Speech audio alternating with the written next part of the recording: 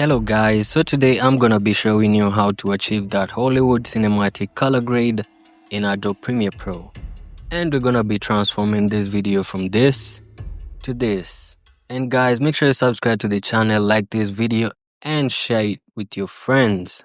Let's start by creating a new adjustment layer. I'm gonna come here, adjustment layer. I'm gonna create one and drag it to our timeline on this to fit the sequence and everything. Good, perfect. Now I'm gonna click on my adjustment layer, and first things first, I'm gonna come to the basic correction and try to white balance my footage. So you can either click on the whitest part of your video or the darkest part. So let's try the dark part. Not too shabby. You can see it got rid of the magentas a little bit, which Sony is known for. Okay. And after that, let me open the Lumetri scopes. We're gonna adjust. The exposure is quite good on the video, so I don't need to adjust the exposure, maybe a tiny bit, right about there. So after that, I'm gonna add a little bit of contrast to my video. And while adding the contrast, make sure you don't crush the shadows too much. Let me zoom in. Next, we're gonna bring down the highlights a little bit, say around there, and we're gonna lift the shadows a little bit, say to around 20. It's good. Let's see the before and after. And next, we're gonna fine tune the whites,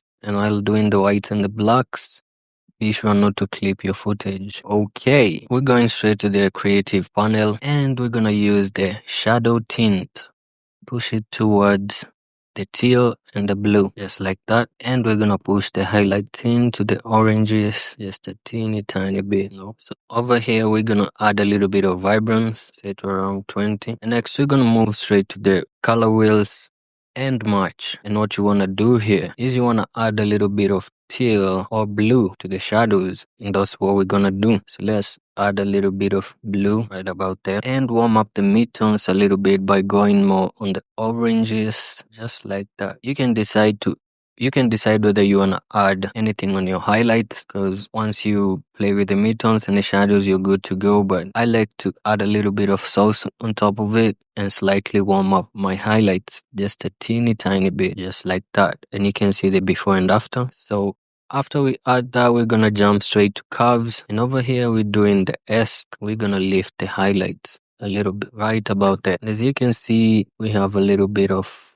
green on us. So I'm gonna come to the green, do like this, just to make sure everything blends in. Same with the blues, bring it here a little bit. Okay, you can see the before, the after. Going back, let's lift the black point a little bit by bringing this down a little bit, taking this up a little bit. And by doing this, you're basically adding a faded look to your video, if you know what I mean. So after that, we're gonna create a new adjustment layer, drag that to our timeline, extend it to fit the workspace. I say this, always make sure to save your work.